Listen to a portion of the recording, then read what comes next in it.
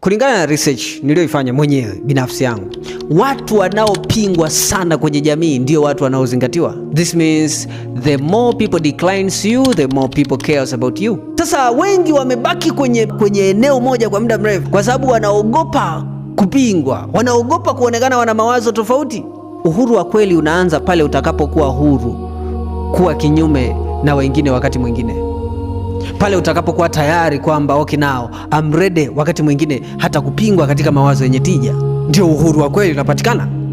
Kuna msemo unaosema jamii hutoa ushauri haikupi chakula. It is the one ambao wanaweza kupinga mawazo yako yenye tija. Lakini kama mawazo yako yenye tija yangeweza kuzalisha uzalishaji mkubwa utakao kuondoa kwenye maisha hayo na kupeleka kwenye hatima fulani, jamii hiyo haiwezi kukupa chakula siku ukikwama kwenye hayo mawazo. And sometimes this is my research.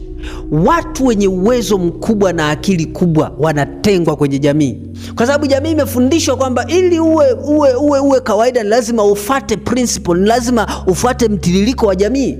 Na kwa sababu hiyo lazima ukubali, ukitaka uhuru kubali kustand peke yako. Ni maana watu wengi wakubwa, wengi sana wenye akili kubwa, hata mwenye ukisikia unaona huyu jamaa ana akili kubwa, angalia waliishia wapi? Kutengwa na kuwa peke yao. Swali sio kutengwa, je, unaweza kusimama hata kama jamii itakuacha ubaki peke yako? I remember even me when I started, tulikuwa na watu wengi tukaanza, mwingine kuondoka, mwingine hivi, mwingine vile, mwingine sikia. Nikasema hata kama nitakuwa peke yangu, hata kama watakuwa nakuja watu wawili, hata kama nitakuwa na watu wanaonifuatilia labda followers 5, I will still doing what I'm doing, kwa sababu lengo langu I want African to be free. Sio uhuru wa kimwili, uhuru wa kifikra. My assignment to make sure we live changes. Na hii ni sheria ya pili, kwamba ukitaka kuwa huru ni lazima ulipe gharama ya kukubali kusimama mwenyewe hata kama jamii itakukataa. Even Jesus kuna wakati alikataliwa. Maono unayoyaona, kile unachofikiria kitakomboa Afrika, kile unachofikiria kitakomboa Watanzania wenzetu, upo tayari kukisimamia hata kama hao unaotaka kuwasaidia wanakikataa. Mtu mmoja alikuwa ni bodaboda, anaendesha tu pikipiki. Sasa kwa sababu amepanga na jirani yake, sasa jirani yake alikuwa na mtoto mdogo. Sasa yule mtoto alikuwa anatembea kila siku mbali mrefu, anaenda shuleni anarudi, na bodaboda naye anapita njia hiyo. Hasa kwa sababu akaona ni jirani yake na hana pesa za kumpa nauli mtoto kuendea huko, akaona wacha nimsaidie. Kwa akawa anamchukua, anampeleka shule, anamrudisha. Yeye akaona hiyo ni just a solution. Lakini baadaye yule mwenye mtoto akaenda kumshtaki kwamba kwa nini amekuwa akimpakia bure, anataka kumtoa kafara. Mfano mwingine wa yule mtu ambaye alikuwa ni tajiri, alikuwa anaishi kwenye nyumba ya kitajiri na pembeni yake kuna mtu maskini. Kwa akawa akienda kununua vitu sokoni, ananunua vya kwake, anaenda kumpa na yule maskini. Siku moja akavikuta vipo jalalani.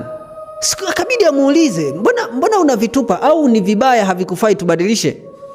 Hakusema, lakini baadaye akaja kusikia huko mtaani kwamba yule mtu anasema kwamba huyo tajiri, wamemwambia watu kwamba huyo tajiri anakupa vyakula kwa sababu anataka kutoe kafara. Na wakati unaweza ukatafuta solution itakayowasaidia watu, na hao watu unaotaka kuwasaidia wanakupinga.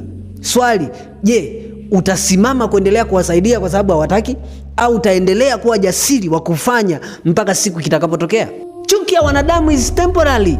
Usiache kwa sababu watu wanakukataa, is temporary. Leo watasema no, this is not, na kesho watasema tulijua tu hiki kitatusaidia. Wengi tu waliofanya vitu walianza kwa kupingwa, baadaye wale waliopinga wakasema. So chuki ya wanadamu is temporary. Hatuwezi kukata tamaa kutoa solution kwa Afrika kwa sababu Afrika hawataki.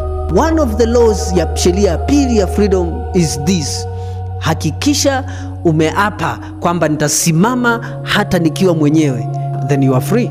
Anayetaka kunifuata na akubali kubeba msalaba wake mwenyewe.